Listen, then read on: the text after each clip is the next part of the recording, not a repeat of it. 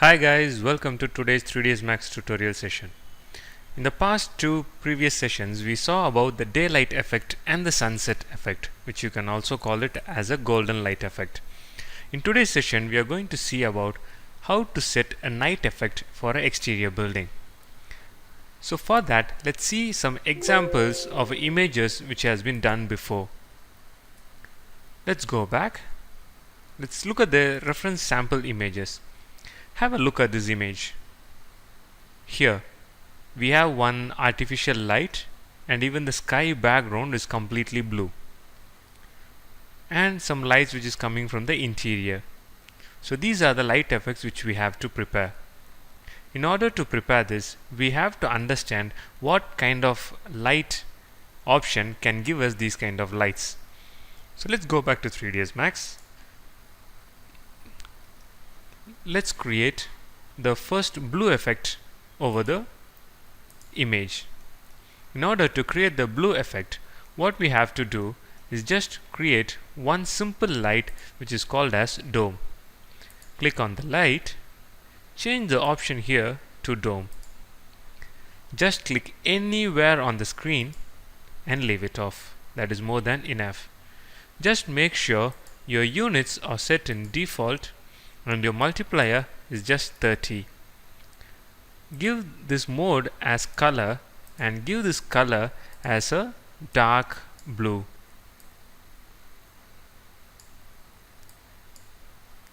That should be well and good. Let it be 30. We have set only this blue color. So let's render and see how the night effect looks like.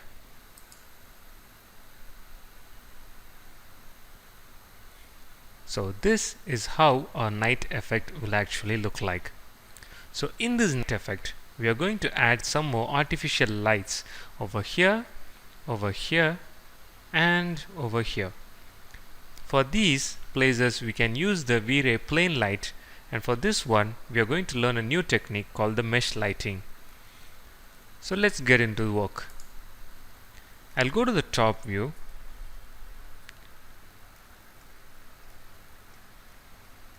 Let me draw a plane light over here.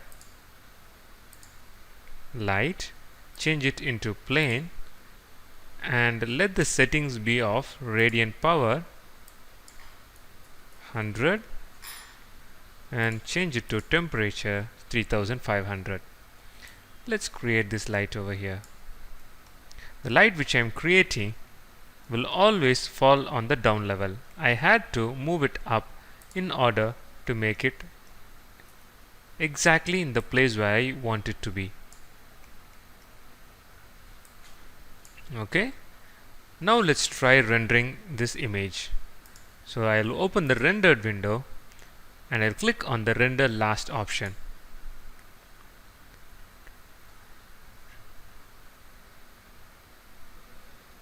Yes, that is beautiful.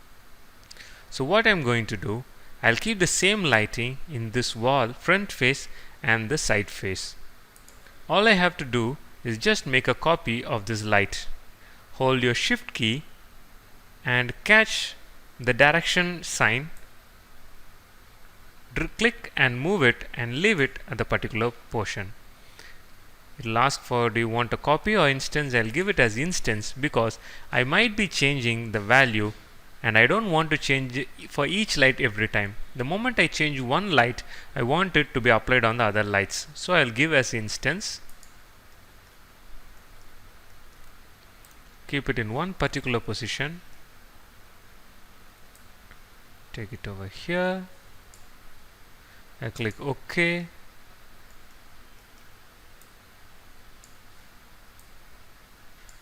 That is well and good. Now let's render the last image which we have seen.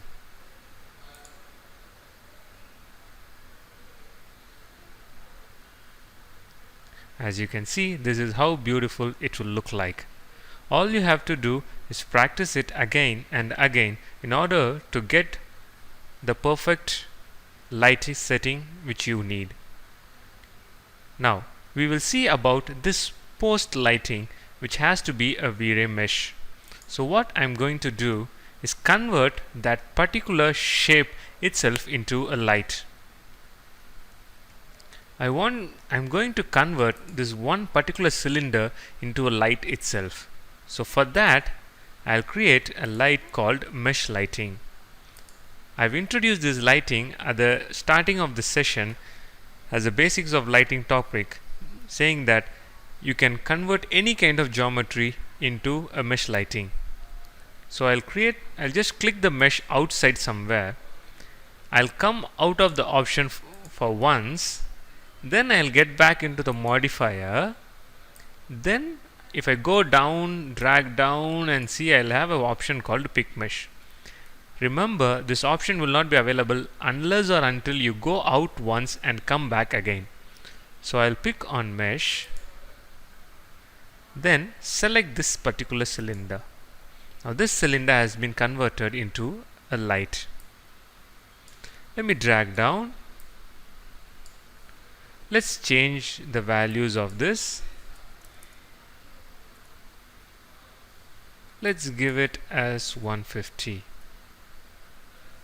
Let's try rendering the image right now.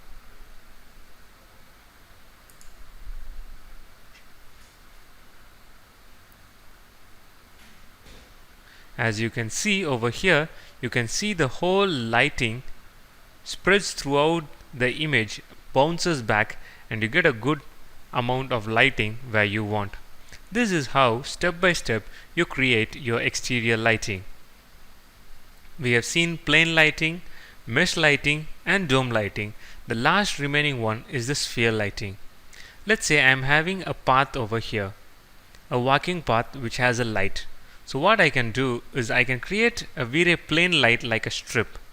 But instead what I'm going to do is create a sphere lighting over at that edge. So as usual, I'll go to the top view, V-Ray light, I'll change it into sphere, create it at the hidden side,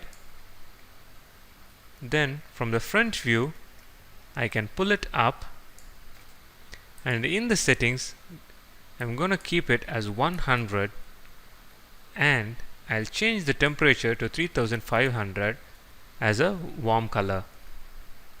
Now let's try rendering it. You'll see a beautiful image which has no design flaws. This is how you create a photorealistic image in 3ds Max in a simple manner. The file and the images are available for your download online. You can take it and practice how many ever times you want. Practice it until you get the idea and concept of how it is being done. Instead of replicating it, try making your own so that you'll have your own design ideas. So that's it for now, guys. I'll see you in the next session.